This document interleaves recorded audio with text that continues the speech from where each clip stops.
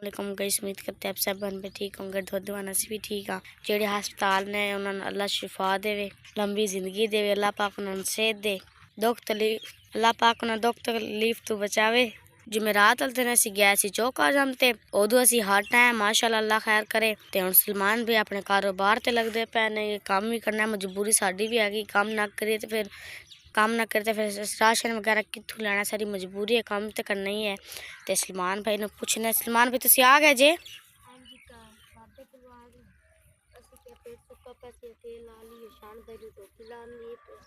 हाँ जी पेड़ तो सुक्का सुक्का तैयार रहेगा। हाँ जी फिर भी ऐसी है, आज भी ऐसी लावांगे सान पहना के चैन में पेड़ अपना मुका लेने सान।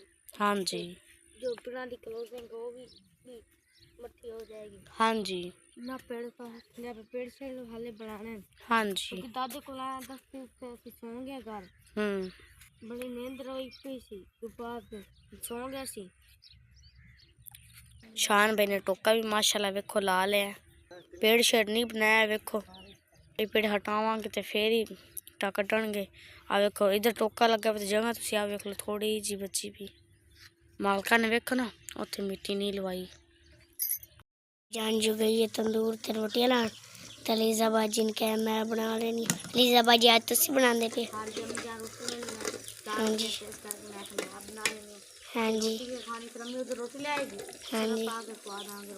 हाँ जी टाइम ना रोटी छोटी बना लो। लीजा बाजी आज की बना रहे? आज आलू बना रहे हैं। आलू माशाल्लाह। हाँ जी तुसी तुहानू बनाने आउंदे ना आलू?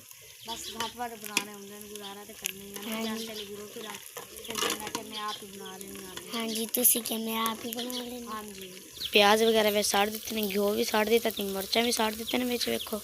ईमान बाजी हुण माशाल्लाह वेखो मिर्चा रह के आ गई। गाइस बैठे वाला काम तो छुट्टी कर दी, बच्चे काम करते हैं। वेखते पे कि मैं हुण शादी वाले सिस्टम यानी कि रोटी खवाने वाला सिस्टम जो है उधर आ गया। तंबुओं की सैटिंग करने वाली यानी कि सैटिंग करने की साडी ड्यूटी होंदी है, खाना शाना पका के या फिर खाना असी खवाना होंदा है। हुण बिल्कुल खाना खवा दिता है, इस वजह करके हुण असी क्लोजिंग करते पे सारे उत्तों यानी कि पर्दे वगैरह जो है ला लैन, ला के कुर्सियां की क्लोजिंग करते पे, सारे बर्तन वगैरह की सारे हर शहर क्लोजिंग करते। असी 5 मजदूर है इतने। वेखते पे माशाल्लाह डेकोरेशन वेखते पे किस तरीके की बनाई सी। ये हुण अगे शादी ते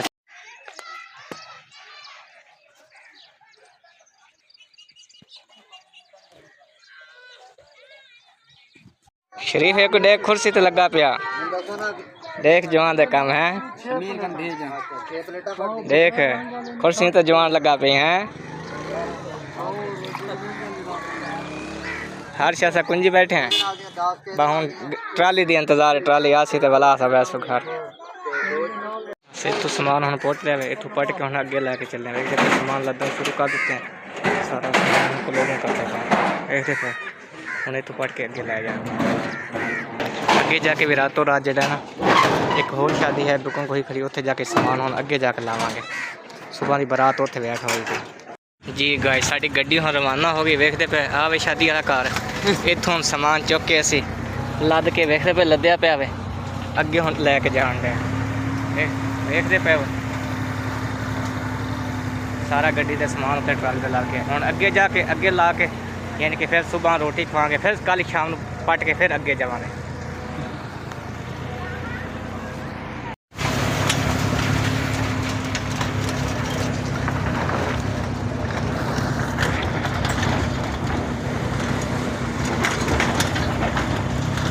शरीफा ओ शरीफा हाल सुना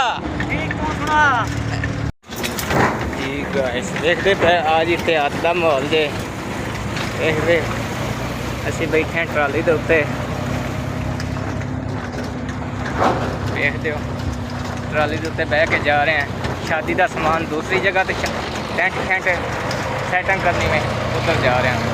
देखते पे बूटे लै रहे हैं नाले ते गड्डियां ते।